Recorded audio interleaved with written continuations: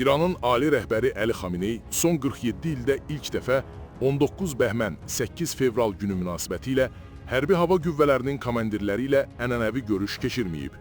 Qeyd olunub ki, hər il təşkil olunan görüş bu dəfə Tehranda İslam Respublikasının banisi Ruhullah Xumeyninin məqbərəsində baş tutub.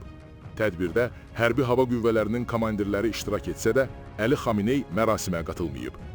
Rəsmi qurumlar Xameneinin görüşdə iştirak etməməsinin səbəbləri ilə bağlı açıqlama verməsələr də, məsələnin təhlükəsizlik faktorlarından qaynaqlandığı düşünülür.